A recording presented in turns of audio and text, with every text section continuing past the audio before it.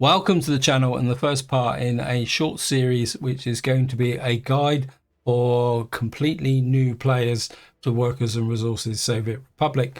Now, the reason I've decided to make this series is down to the fact over the last couple of months I've had a number of comments of new players who've encountered the incredibly steep learning curve that this game has developed since it was first released into early access. And the announcement of the game going into full release on the 20th of July, and that kind of made me start thinking about that may attract quite a large number of new players. Also then led on to me thinking about, well, how would I approach learning this game if I was a completely new player? And then that spun back to the fact that I've been playing this game since it first went into early access, and I've managed to climb that very steep learning curve simply because I've learned the new advanced mechanics as part of the process of the game releases.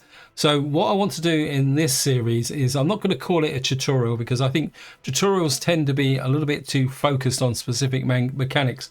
What I'm going to do in this series is kind of take you guys through the thought process of being a completely new player. And in fact, the scenario is, you've bought the game, you've opened the screen up, and this is what you're presented with. What do you do next? And what do you need to do to learn how to play the game?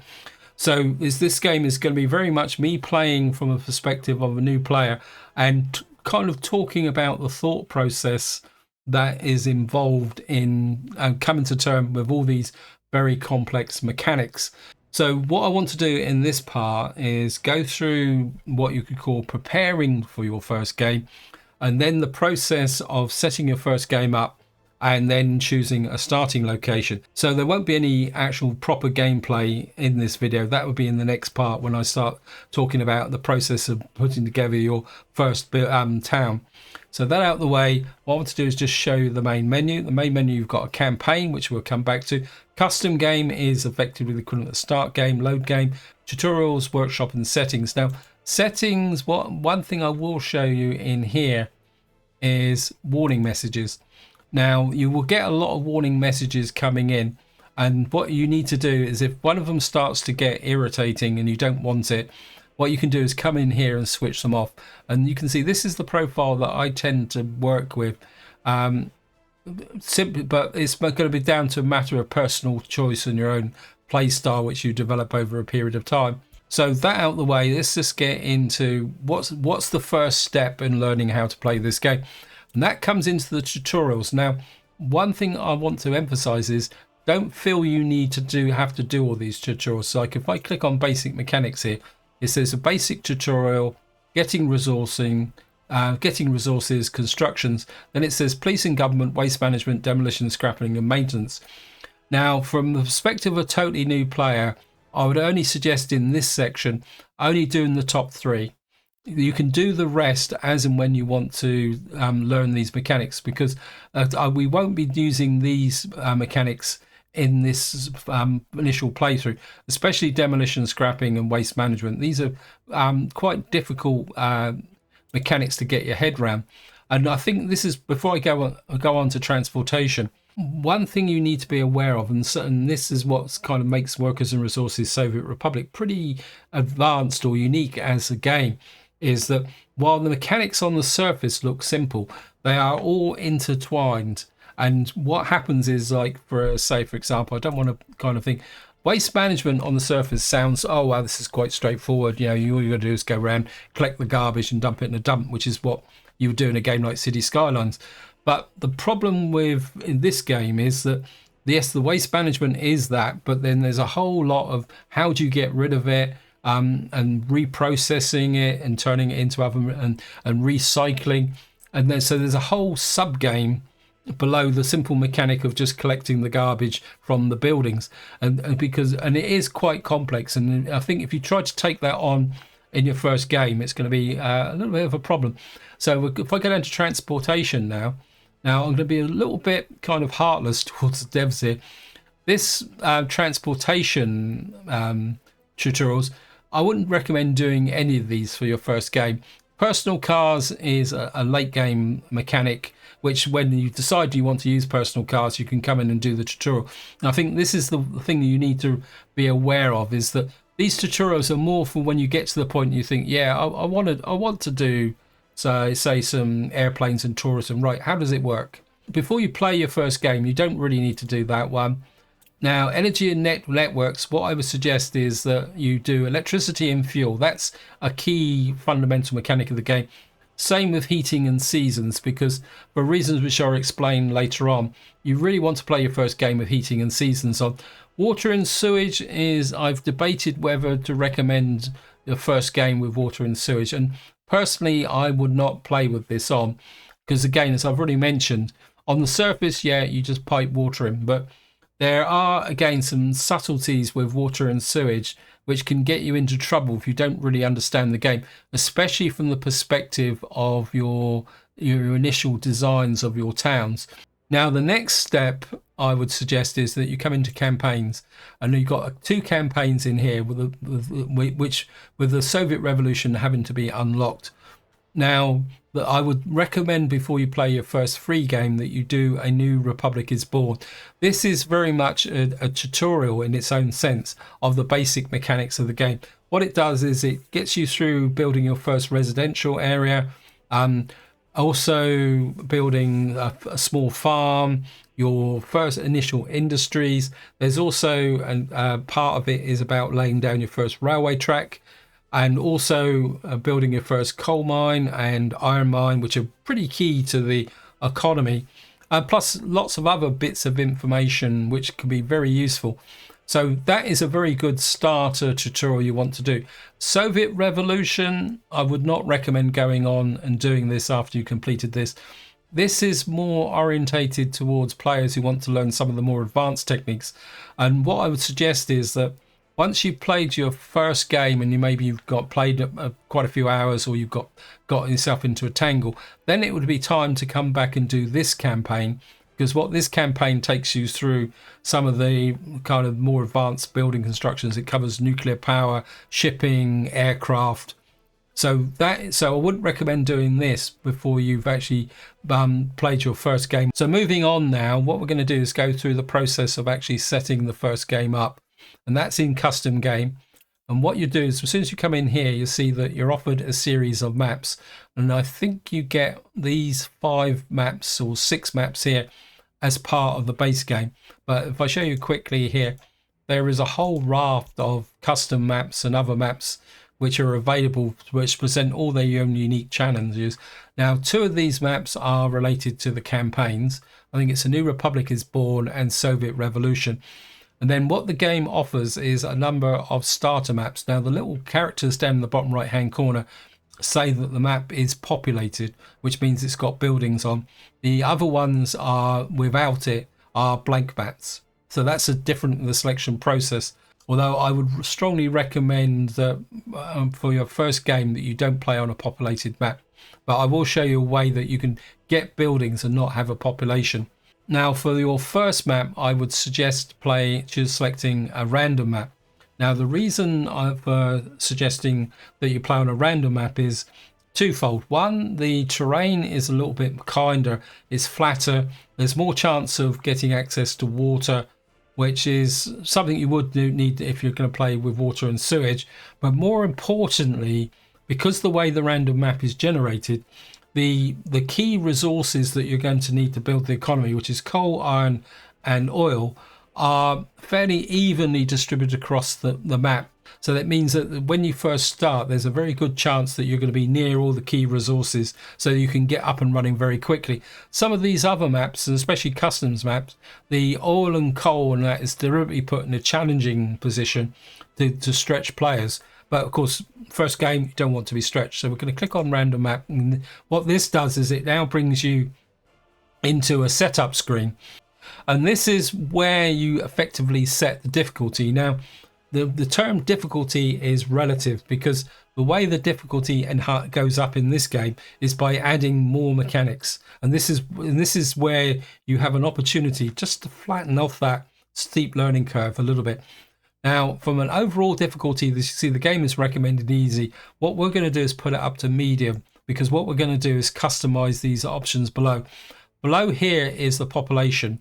Now, because we're playing on a random map, this gets offered straight away, but what we're going to do is remove the population. Now, I know it's very tempting to say, well, I want my population already there. But what you've got to remember is that when you start on a map, you've got the buildings, you've got the population, but you haven't got the services. And if you haven't got the services, then you could get into trouble very quickly if you don't know what types of services you need to put in. Now, what I suggest now is you put the money on easy. What this will do is give you 10 million rubles and $2 million, because this game has two currencies. But top tip from this point, 95% of the time you play, you will be playing in rubles. Dollars is something you do when you connect to a NATO customs post. More about that later on. But there's also a little bit of a trick which you can use to use those dollars to give yourself a little bit of a head start. Now, the next one down is called realistic mode. Now, just to show you here, it says in realistic mode, you cannot instantly build buildings or infrastructure. You need to build manually. You cannot instantly purchase resources in building. You need to bring it in from customs. This is what you could call for expert gameplay. You've really got to have a great in-depth knowledge of the game mechanics to play on realistic mode. Now, the next thing it says is unsatisfied customer reaction, and it says medium.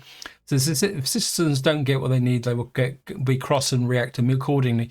Medium, I think, is quite a good starting position for even for a first game.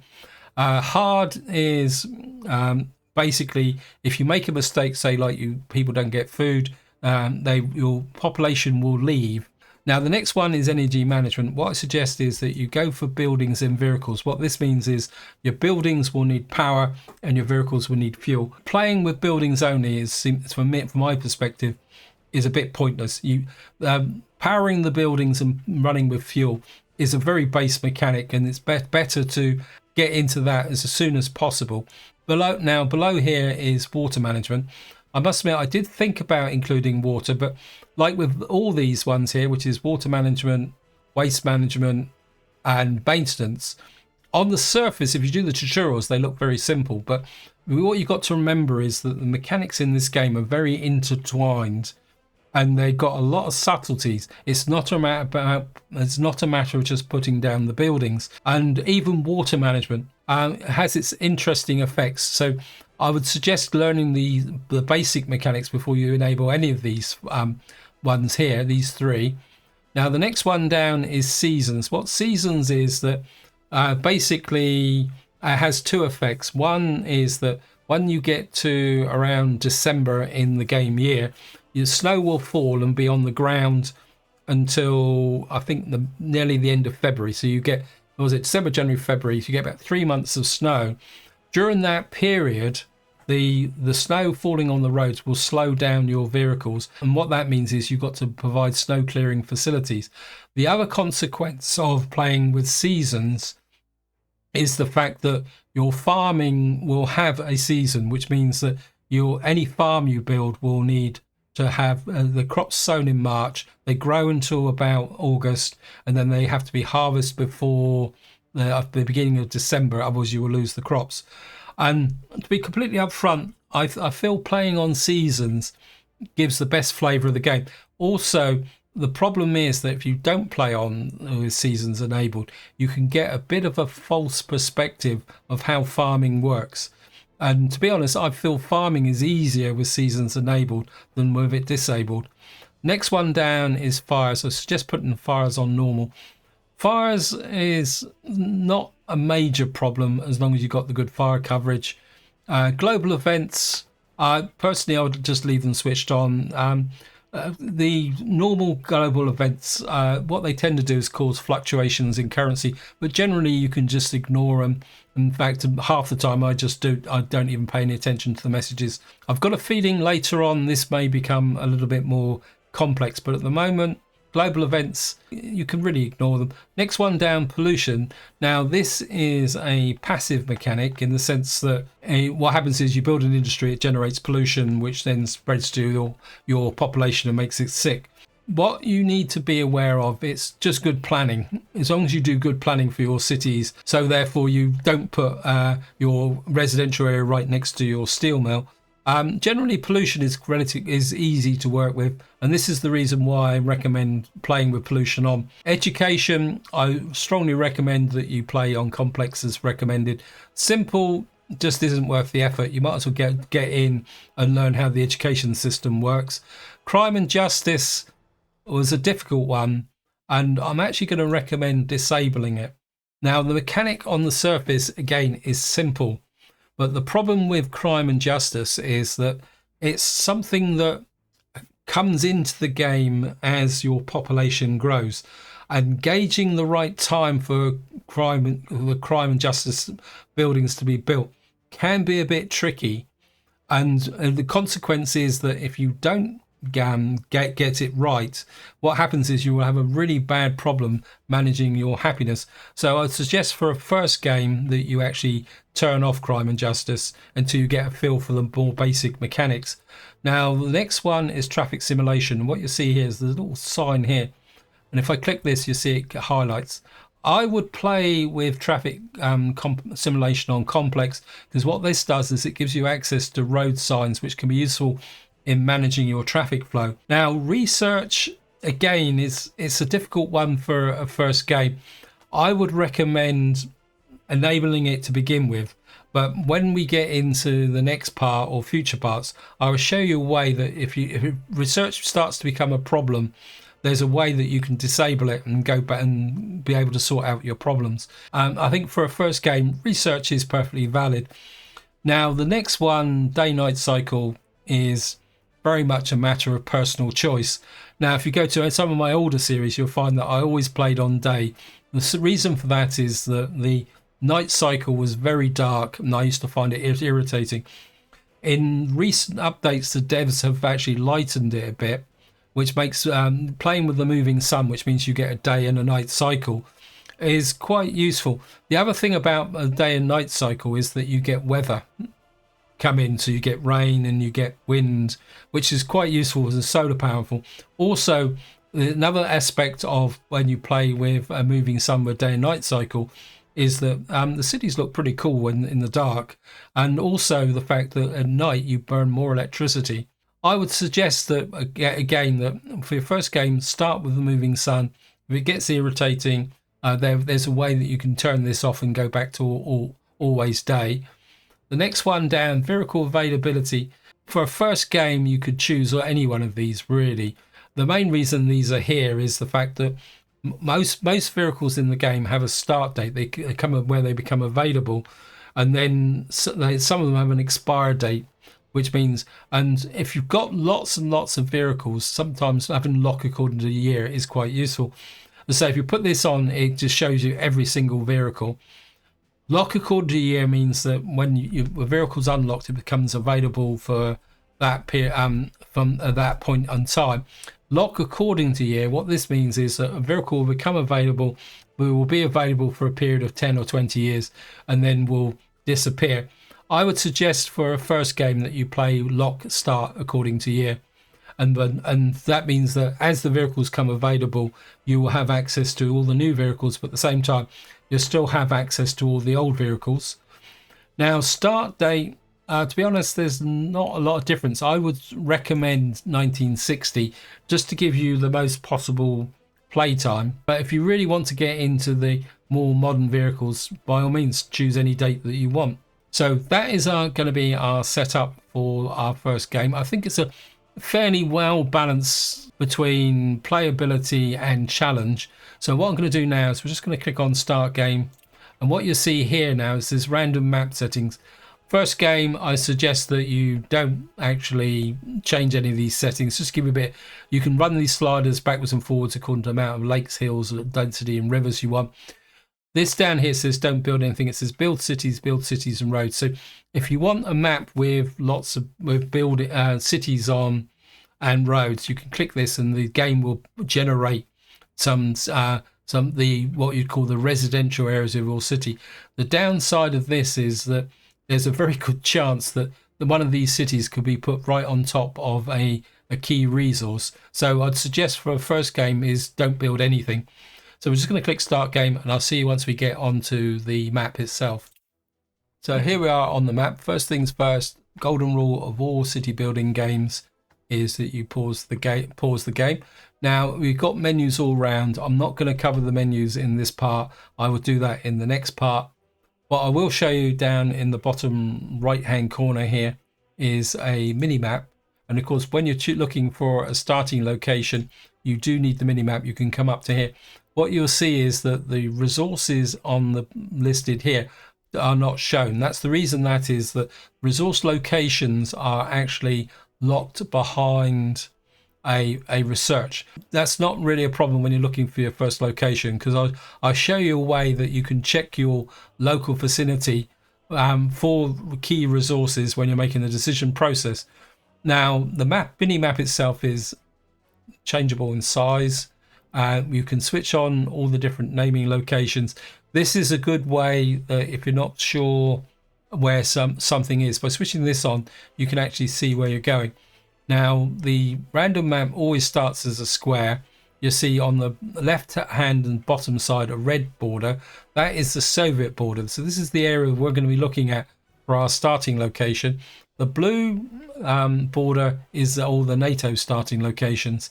Now there's nothing to stop you starting at a NATO location, but be aware that you've only got $2 million for this, and that is going to make it a very tough start. Now again, just to show you quickly what I was talking about in the setup, what we've got here is 10 million rubles starting and $2 million dollars, and we're starting on the 23rd of February 1960. The rest of this I'll go through in the next part. So what we're looking for is a starting location. So we're going to start up here.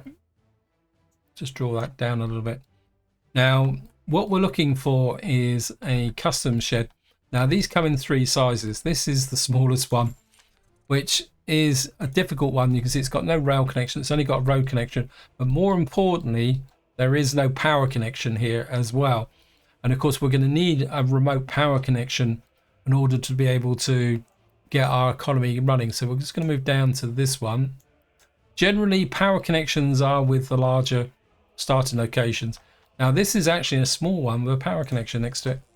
Again, don't really like it. We go down to here.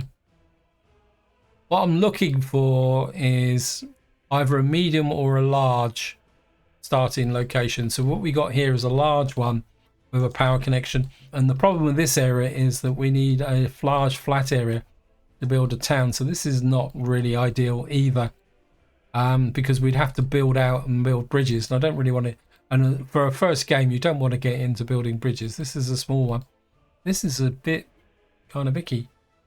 This is a large one. This is not too bad. We got a quite a large flat area. We got another starting location here. This is a small one with power. So we got 2 power supplies. Interesting. And then right across up over here, let me just go. If you press the shift key, you can shoot across the map quickly. We got another large one here, but this has got no power supply. But we've got we've got 2 large ones side by side, and they were very close to the NATO border. I'm starting to like this area, and of course we got a couple of lakes here which we could use if we were running water. Now the next thing I'm looking for is patches like this. This is gravel, and the reason you're looking for this is not for when you're first starting out, but eventually when you get into construction, gravel is the key to a lot of your construction. And so having a good source of gravel nearby, especially a flat patch like this, just to show you, if we come into here, you can drop a gravel yard on here, and rather than trying to get it halfway up a hill. So I'm liking this area here, yeah, with the 2 large starting locations, even though the fact this doesn't have a power supply, but we got a power supply down there. So we're probably thinking about putting our first town in this area. We have a connection to NATO, not particularly that important, but it could be. In fact, we've got 2 NATO connections here. Yeah, I think the corner is, we got another patch of gravel here. Now the next thing I'm going to do, and this comes back to when I said about don't worry about the fact you can't see the resources. Now, some people will say this is cheating. Me, I feel that this is what you could call an early prospecting, because one of the problems you can get with a random map is that you can get quite a major resource right plonk on top of your custom shed because it is random. So what you're looking around is just to see if there's any major resources that are right on top of where you might want to build something. Coal could be an issue because it's not nearby, but more importantly, it's not clogging up here. But don't worry, I mean, we're not going to have to worry too much about building a mine earlier. I just want to double check this hill here. Nothing there. Nothing there, but it's not a problem. There's probably coal out around there somewhere. Next one I want to make sure about is oil. Because this is what I was wanting to warn you against. This is the reason why you do a bit of prospecting. Now, we can turn this to our advantage, which we will be doing, but it's in a slightly inconvenient place, and we got enough room for 3 pump jacks there. I just want to check here, but that's the type of hazard that I was saying, is that if you don't check your custom sheds on a random map, it'd be very rare on generated map and manually generated maps that you would find that, because the person who generates the map, who understands the game, wouldn't put oil there. So we got oil, got a little bit of oil over here as well. So we got patches of oil. And now the other thing I want to do, if you come to metallurgy, we just want to check, just make sure that there's no iron mine. Well, checking that there's no iron mine near under your resources, because you do need it. So got a bit thin on the ground for coal and iron, but it's not a problem. There are things that we can do to get over this way. So it looks like we've got no coal or iron close by, none of them that are going to be impinging this area here. This is going to be a good area to start. Because we can work with the coal and iron by bringing in. We've got the 2 custom sheds, which means we can manage the traffic. We've got oil, which is a good early game money spinner. So this is where we're going to start, in this corner here. So we've now chosen our starting location. It's good. We've got plenty of flat area to build on. So this is going to be our starting location. I quite like it, even though the fact that there's no coal or iron nearby. But that also is a possible indicator that there might be aluminium or uranium nearby, because of the way that the random distribution works. But I think with the oil, we got a good chance to build a strong economy, even if we do have to import coal. That will allow us to expand relatively quickly to find coal and iron to set up our industrial area. So this is where I'm going to leave it. Hope you enjoyed the video. Hope you found it interesting. In the next part, I will give you a tour of the interface, and we will actually start building. So until next time, whatever you do, enjoy your gaming.